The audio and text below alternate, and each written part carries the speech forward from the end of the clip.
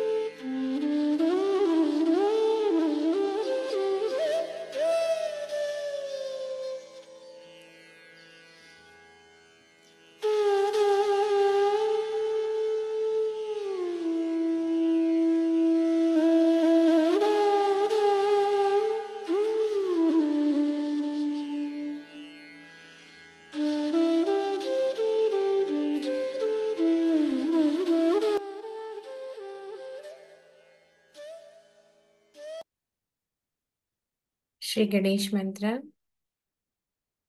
Om Tvameva Sakshat Shri Ganesh Sakshat Shri Adi Shakti Mataji Shri Nirmala Deve Namo Namah.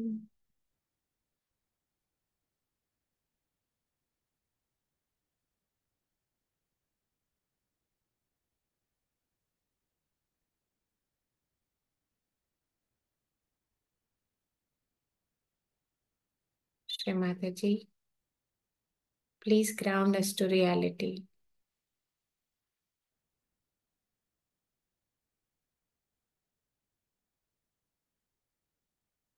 By your grace, I am innocent.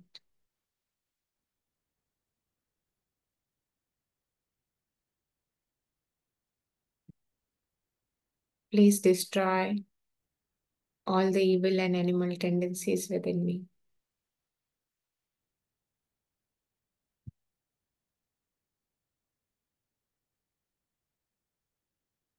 Please bless us with the wisdom and discretion of Sri Ganesha.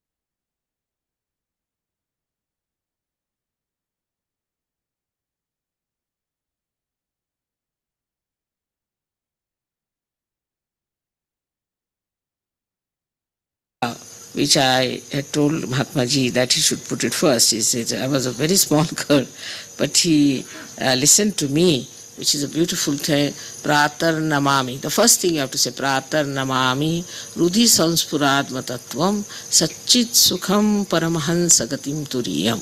Meaning, early in the morning, I pray to that principle of my spirit, which is the truth, the attention and joy, so that I should go to the highest state of my ascent. Rudhi Sanspuradma Tattvam Satchit Sukham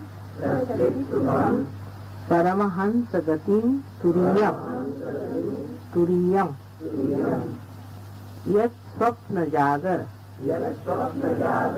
Sushupta Mavaiti Nityam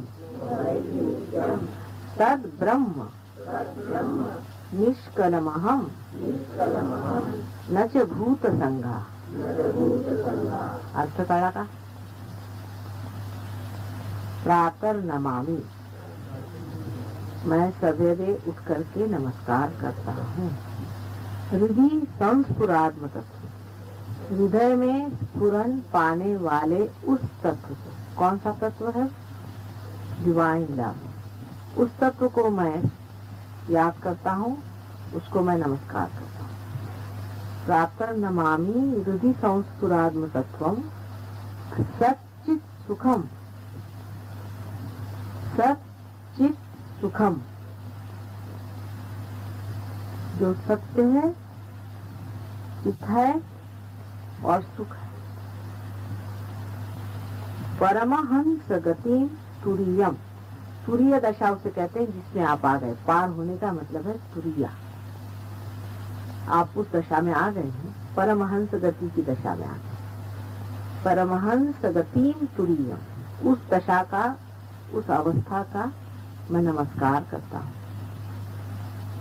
अभी तो जो आए नहीं वो गा रहे हैं, लेकिन आप आ चुके। प्रातर नमामि हृदय संस्फुराद तत्वम सच्चित सुखम परमहंस गतिम तुरीयम यत् स्वप्न जागर, जो स्वप्न जागर, स्वप्न में, जागृत अवस्था में, सुषुप्ति मवैति नित्यम, सुषुप्ति अवस्था में सब में नित्य रहता है। चाहे आप जागते रहें, चाहे आप सोते रहें, चाहे आप सबकॉन्शियस से रहें। सुषुप्ति माने सबकॉन्शियस में, और उससे भी अनकॉन्शियस में रहें, जहाँ वो नित्य रहता है। यत् स्वप्न जागर सुषुप्तम अवैति नित्यम तत् ब्रह्म निष्कलमहम्, वो अलेपा, वो निर्लेप ब्रह्म मैं हूँ।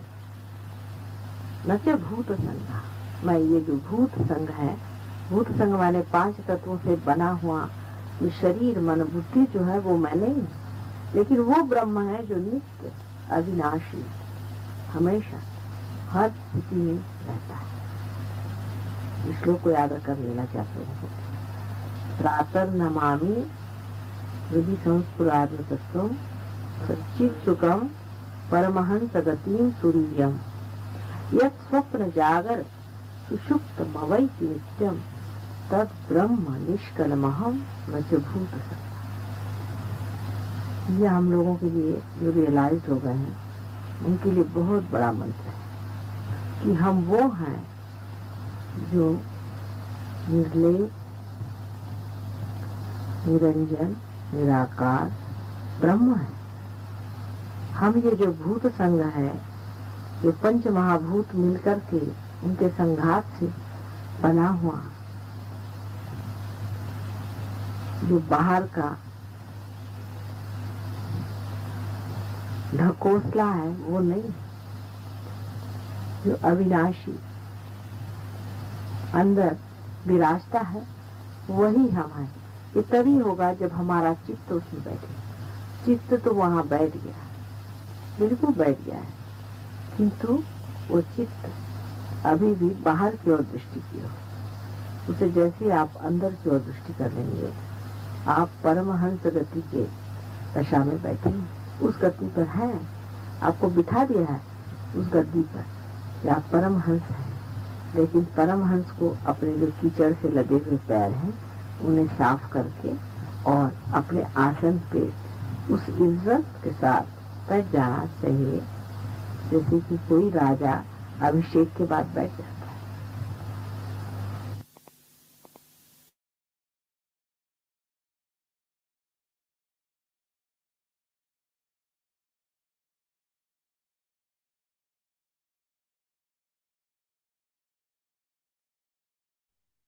Shamata ji, by your grace, I am nothing but the pure spirit.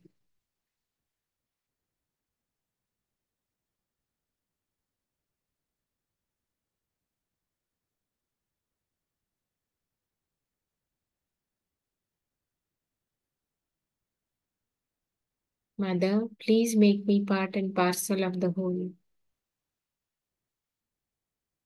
Shri Atma Paramatma. Om Tvameva Sakshat Shri Atma Paramatma Sakshat Shri Adi Shakti Mataji Shri Nirmala Deve Namo Namaha.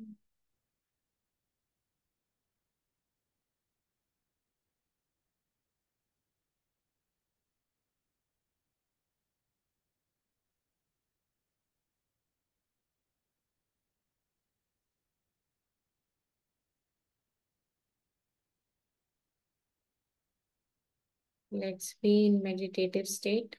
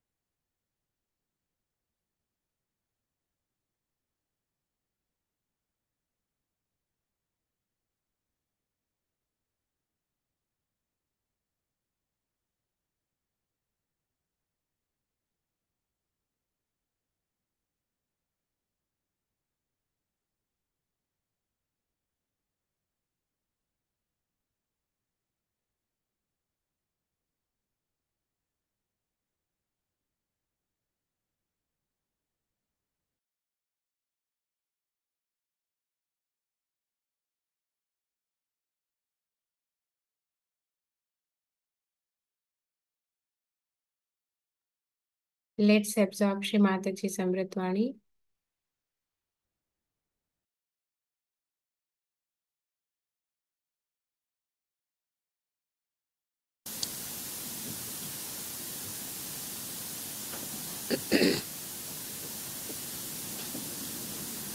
I bow to all the seekers of truth.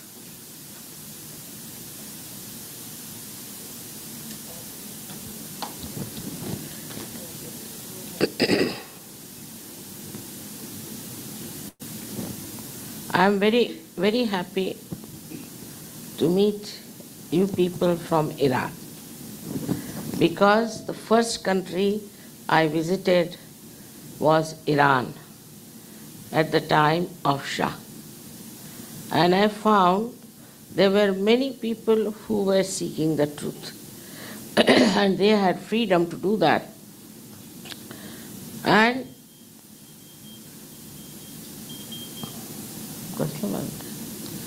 we had very few people, because I was staying with my brother and we didn't have a program like this. But at least 20 people came to my brother's place and got their realization. After that, you know what happened in Iran, and I lost completely contact with them. But even now, there are some people who are in Iran and who have got their realization. So I think Iran is a very old country of great culture, and before it became Islamic, it had Zoroastrians living there who had great philosophy also. Then these Islamic people also took to Islam in a very serious way. I don't know, but before Islam came, the people used to make art with human figures. And after that, they started making things of this kind, where there were only flowers or cubes or geometrical drawings. It happened that I went to Shiraz and I went to Metropolis also. Saw all the places.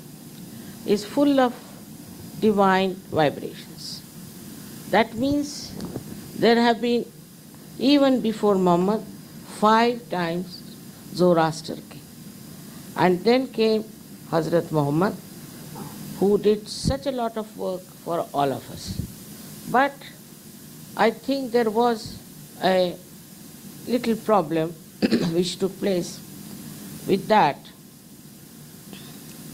People have twisted many things by which we are put into trouble for nothing at all.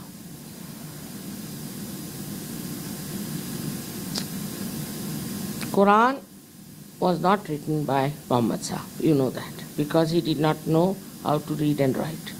So he told about it to his friends, who also did not know how to read and write. So then,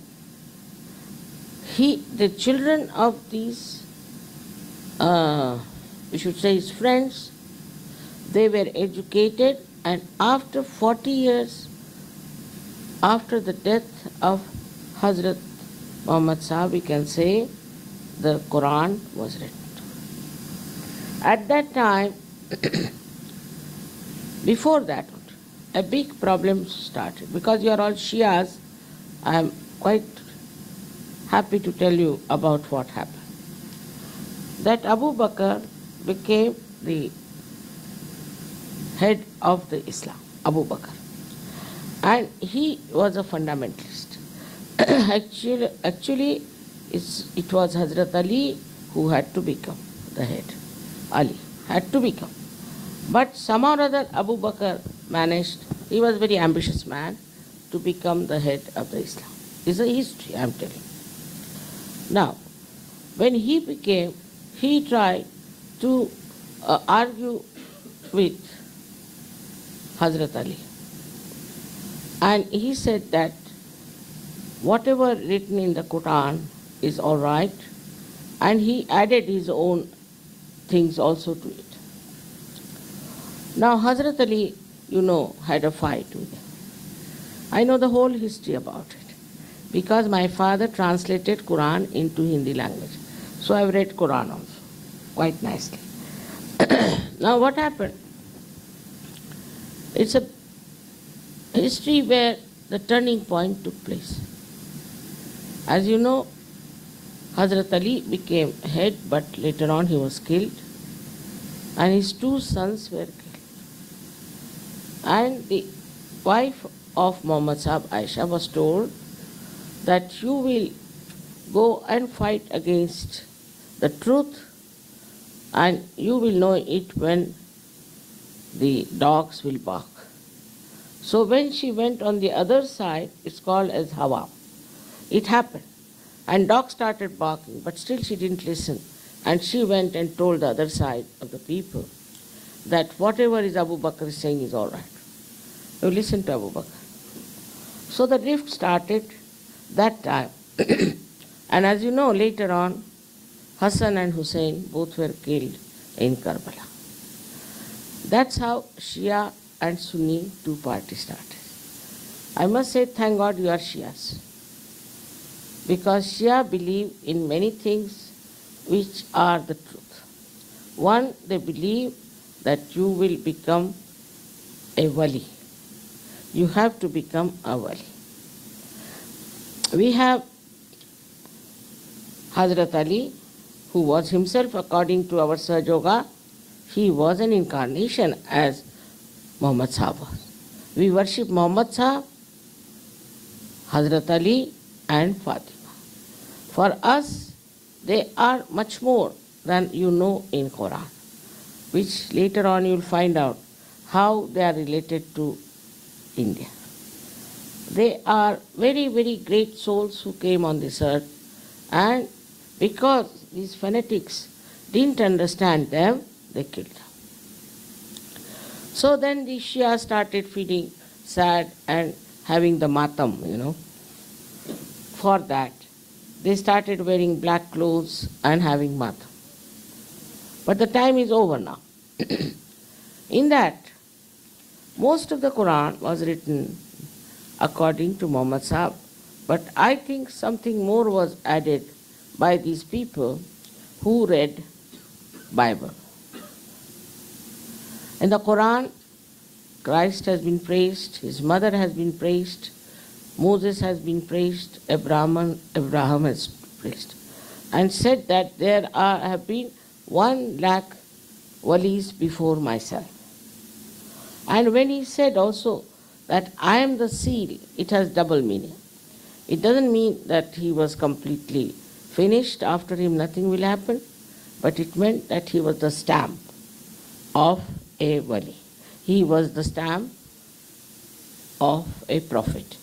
But Muhammad Sahib never said that he was divine, because he knew that if he said he was divine, they will attack him and kill him also. So he never said he was divine, but not he was divine, but he was the incarnation of a primordial master. Now, the only thing where we have gone wrong is one place where we talk of Qiyamah. Qiyamah is the resurrection. Resurrection time is described according to Bible. You don't know how much Bible has been ruined by John. John, who is, by Paul. Paul is the one who came into Christianity just to use a forum for himself. He was a political man and just wanted to use it. So he gave his own ideas. And the most absurd idea he gave about Qiyamah was this, that when the time of Qiyamah will come, then the bodies of the people will come out of the graves and they will get their resurrection. This is absurd. You know very well that in the graves, what is left of a human being? Nothing. His soul goes away and his body is there, which decays, and only the bones are left. So, it's an absurd idea that people will come out of the graves after so many years, and our forefathers also will come out of the graves. It's impossible. You see, religion is logical. It is not absurd. It is not nonsense. It is the greatest sense. But we should understand how these things have been brought in. So the idea of Qiyamah was ruined, I think, by Paul, first to begin with, and these people must have taken from there something of that, because it's an absurd idea. On the contrary, as Muhammad Sahib has said, there have been 1 lakh of walis, means have been incarnations before. So, the idea of Qiyamah in the Indian scripture is much more sensible in a way, because it says that all the souls which are dead, which are hanging in different states, will take birth when the Qiyamah time will come, when the last judgment will come. And it's happening. That's why you see these days there are such nice people, there are saints, there are such beautiful people, and also at the same time you find there are such horrible, cruel, immoral, all types of people are born. Some of them look like animals only, worse than animals. So all these souls are now taking birth. And these souls are here for their resurrection. Now this is your resurrection time, no doubt. This is the time when you have to be resurrected. And this resurrection takes place, luckily, en masse. Here we have few Iranians sitting, but in, say, I went to Russia, we had never less than 16,000 people, never less, always in a big stadium. Because it is the truth you have to know. So far, if we had known the absolute truth, there would have been no quarrel, no argument, no war. Everybody will think the same way, isn't it? If it is one truth, then why should you think separately? Why should you think separately? Everybody thinks the same. So this is what has to happen to us, is to know the absolute truth. To know the, please be seated now, don't disturb. To know the absolute truth, what has to be done? Because at human awareness, we cannot know the absolute truth. At human awareness. If we had known, there would have been no problem. Everybody thinks differently.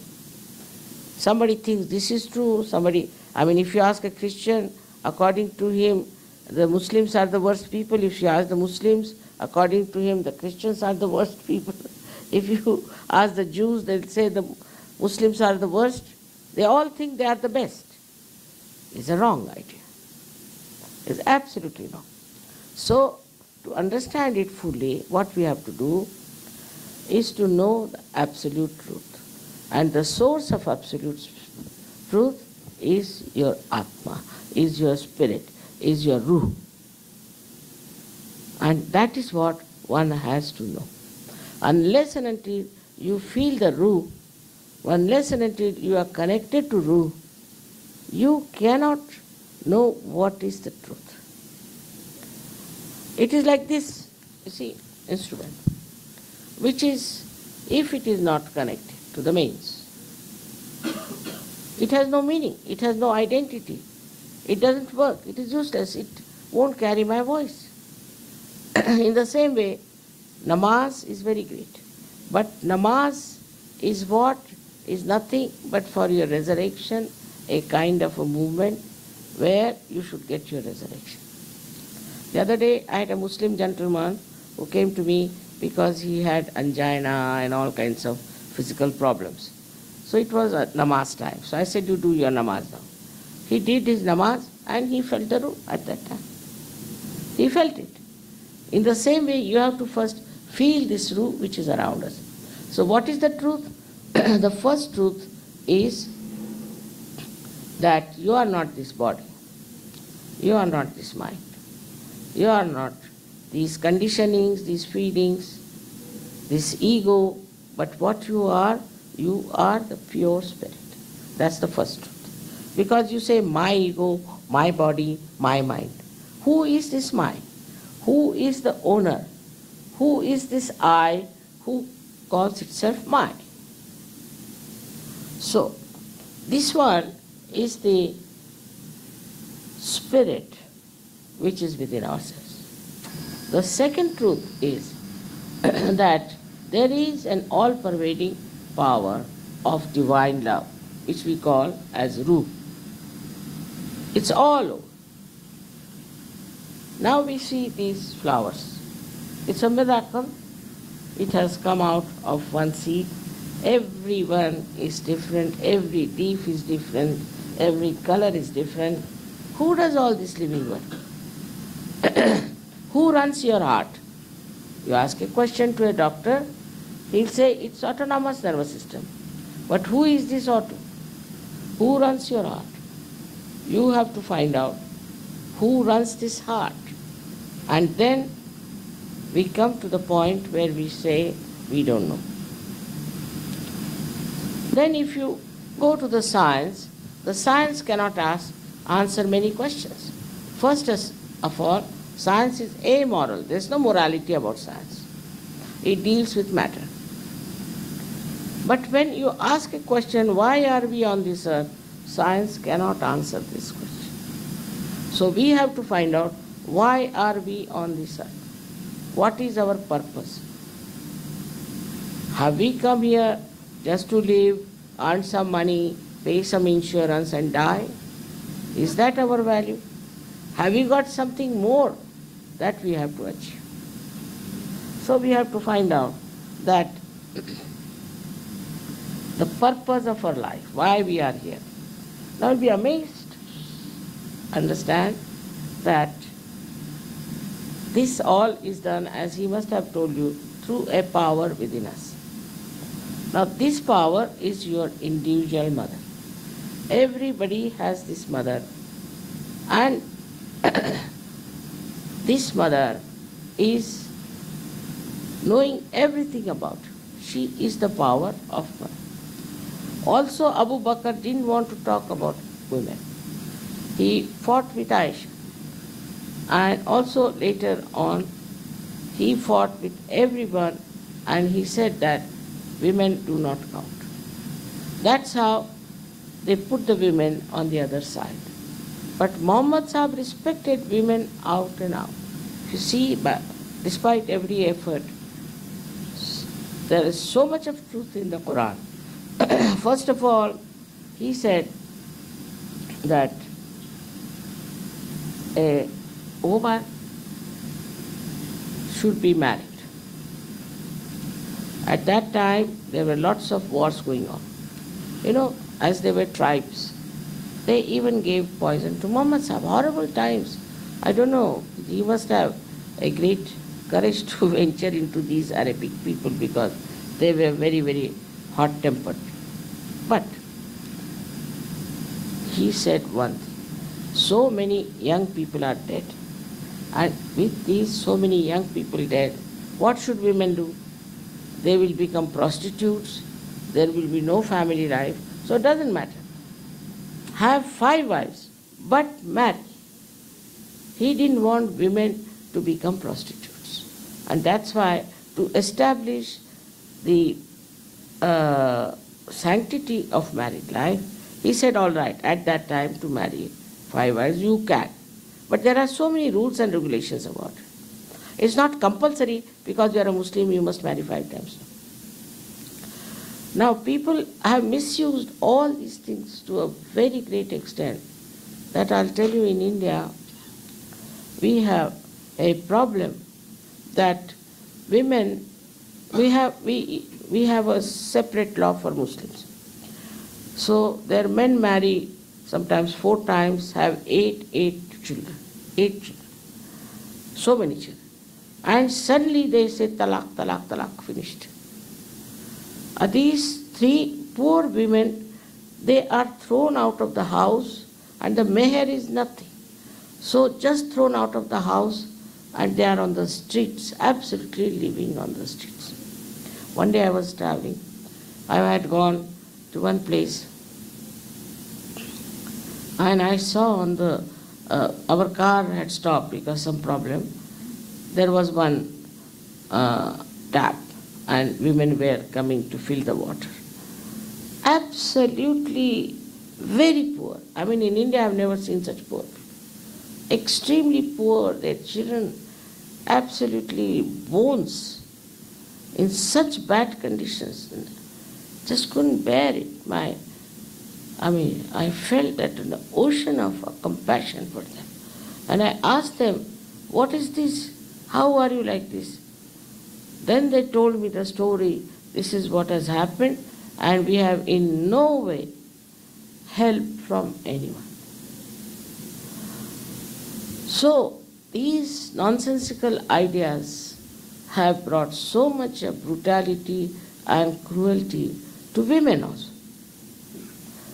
Now, we have to understand that whatever Muhammad Sahib has done is for our good, for our benevolence. All this he told us to be moral people because we have to be moral. If we are immoral, then our humanity goes away. But he said you have to have Rahmat, Rahim. All the time he talked about love. Now so far we have used hatred in the name of God. Everywhere we have used the power of hatred. But now the time has come to use the power of love, of divine love. Because you can feel it. It's all around you and you can feel it. If this realization takes place, you can feel it on your fingertips. This is what in the evolutionary process, now you are human beings, and then just a little jump, just a little breakthrough, and you can feel it on your fingertips.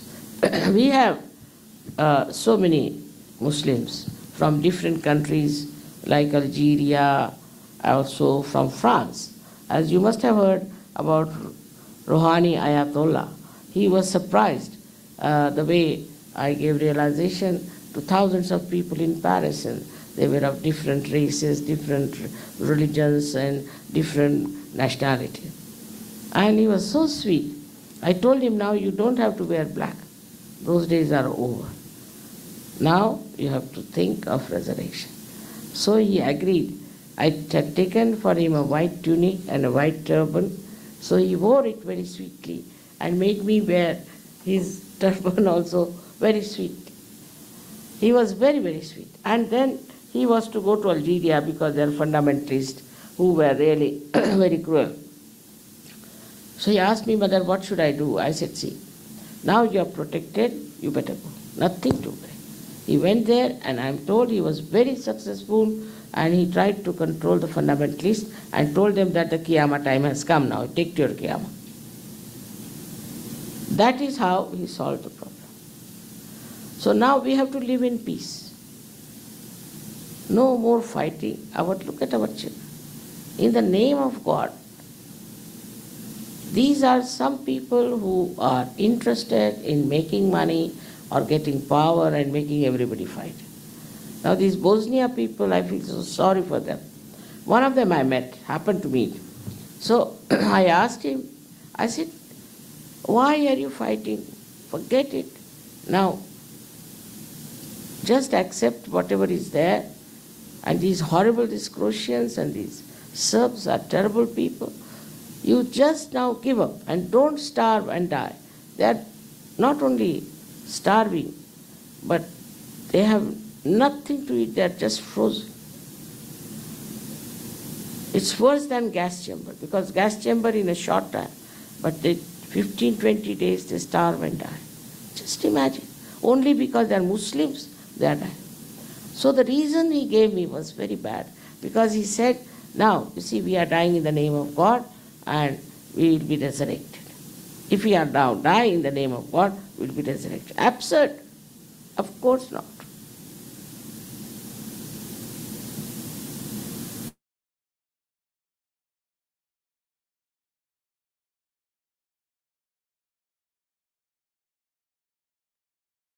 Let's be in meditative state.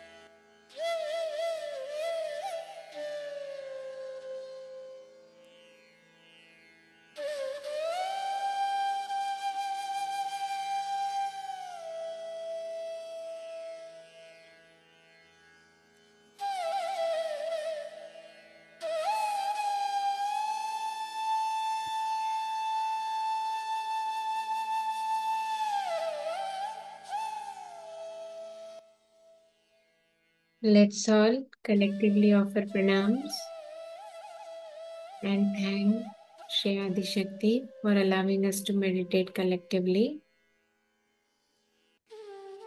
And then raise our Kundalini and take bandhans.